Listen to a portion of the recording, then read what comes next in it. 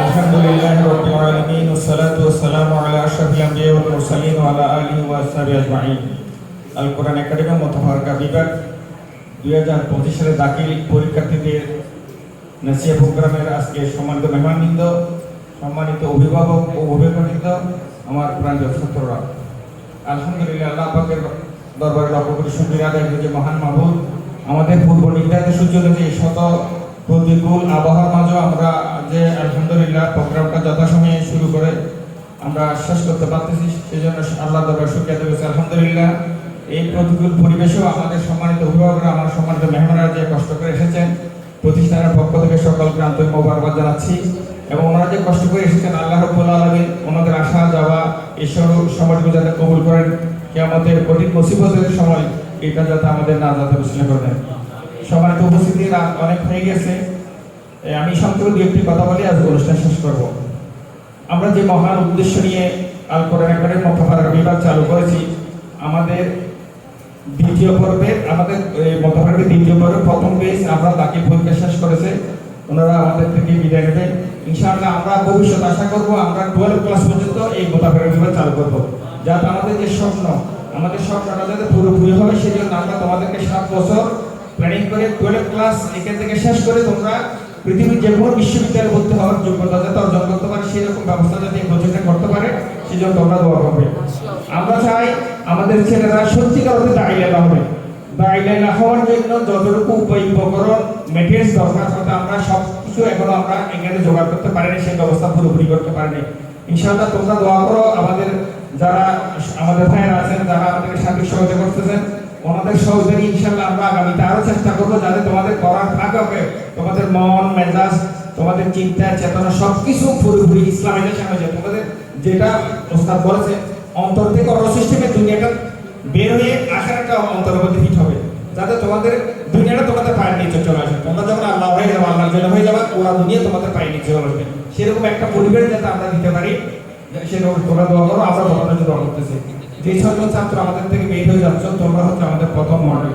সুতরাং তোমাদের কাছে আমাদের পক্ষ থেকে আবেদন থাকবে, তোমাদের চাল চলন আচার ব্যবহার কথা কাজের সব জায়গায় যাতে ইসলামের প্রতিফলন ঘটে, কোরআন সুন্নাহর প্রতিফলন তোমাদের বাস্তব জীবনে যাতে প্রতিফলন ঘটে। তোমরা এখন আস্তে আস্তে বড় হচ্ছ, বুঝ আসতেছে। সুতরাং চলার পথে যাতে তোমাদের সীমা লঙ্ঘন না হয়, কোরআন হাদিসের বিপরীত কোনো কাজ যাতে তোমরা না করো। এখন যেহেতু বাড়ি যাবে, এই যে কোরবানির সময় তোমরা সকলে বাড়ি থাকবে, 5 ওয়াক্ত নামাজ জামাতের সাথে অবশ্যই আদায় করবে। সাথে সাথে তোমরা যেহেতু কোরআন আল্লাহ পাক তোমাদেরকে দান করেছেন, ওস্তাদ বলেছেন, অন্তত আসরের পর বা ফজরের পর 2-10 জন এলাকার বন্ধু বান্ধব নিয়ে বসবে, অন্তত 10 মিনিট কোরআনের শিক্ষাটা মসজিদে বসে কিছু দোয়া মাসলা অন্তত কোরআনের নামাজের শুরু শুরু তোমরা শিখতে পারো। আমাদের পরিবারের মধ্যে মা বাবা ভাই বোন চাচা চাচি জ্যাঠা জেঠি বাড়ির ভিতর অনেকেই কোরআন শুরু হয়ে জানে না। আমরা একটা হালকা করতে পারি, বাড়িতে বসে এই কোরবানির বস্তু আছে একটু ভিডিও দাওয়াত দিয়ে আমরা বসে অন্তত 1 সপ্তাহ 3 দিন 5 দিন কোরআনের চর্চা করতে পারি। এইভাবে করে আমরা মসজিদের আশপাশ পরিষ্কার পরিচ্ছন্ন করতে, বিশেষ করে আমাদের বাংলাদেশের মসজিদের বাথরুমগুলোর অবস্থা খুবই করুন। মসজিদটা অনেক সুন্দর টাইস করেছে, কিন্তু বাথরুমে গেলে সেখানে বসা যায় না। তোমরা এগুলো একটু হৃদয় দিয়ে ধারণ করবে, কোথায় কোথায় আমাদের সমস্যা, এই সমস্যাগুলো চিহ্নিত করে নিজেরাই নেমে যাবে। 2-4 জন বন্ধু আমাদের পরিষ্কার করে দিবে সুন্দর করে বাথরুমগুলো, প্রস্রাব করা হবে, কোনো লজ্জা কিছু নেই, এগুলো অনেক সহজের কাজ। সেরকম ছোটখাটো আর বিশেষ করে একটা জিনিস তোমরা খেয়াল করবে, তোমাদের আশেপাশে বাড়ির মধ্যে যে ছোট বাচ্চারা আছে 4, 5, 6, 7 বছর, যারা মক্তবে যাওয়ার উপযুক্ত সময় কোরআন পড়ে না, এদের কোরআন পড়ার ব্যবস্থা করে দিবে। মক্তবে একটা পরিবেশ সৃষ্টি করে দিবে। এই ব্যাপারে আমাদের পক্ষ থেকে তোমাদের যতটুকু সহযোগিতা লাগে ইনশাআল্লাহ আমাদের পক্ষ থেকে আমরা সর্বোত্তম সহযোগিতা করবো। শেষ কথা যেটা বলতে চাই সেটা হচ্ছে, তোমাদের চিন্তা চেতনায় স্মরণে স্বপনে সব সময় তোমাদের দিলের মধ্যে একটা জিনিস থাকবে, সেটা হচ্ছে আখিরাত, সেটা হচ্ছে জান্নাত পাওয়া, সেটা হচ্ছে মানুষের কল্যাণ করা, উম্মাহ ধর্মী হওয়া।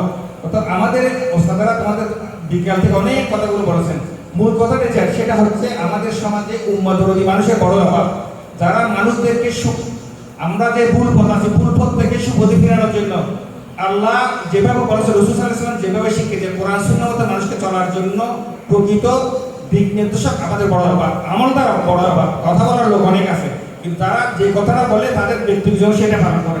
আমরা আশা করবো তোমরা এখন থেকে সে প্র্যাকটিস করবে, যাতে তোমাদের সারা 3 হাত বডির মধ্যে ইসলামটা পরিপূর্ণভাবে ফিট হয়। সেই জন্য সবসময় আল্লাহর কাছে দোয়া করতে চেষ্টা করবে।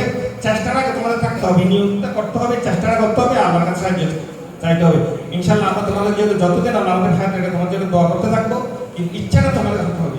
যদি তোমাদের ইচ্ছাটা তোমাদের অন্তরের মধ্যে জাগ্রত হয়, তোমরা যদি সেটা নিয়তটা এবং সুদৃঢ় মনোবল, আমি ইনশাআল্লাহ এখন থেকে এই মুহূর্ত থেকে কোরআন সুন্নাহ মোতাবেক আমার জীবন পরিচালিত করবো, যান যাক, তারপর আমি সুন্নাহ ছাড়বো না, শরীয়ত লঙ্ঘন করবো না, ফরজ তরক করবো না, এরকম অনুভূতি নিয়ে তোমরা চলো।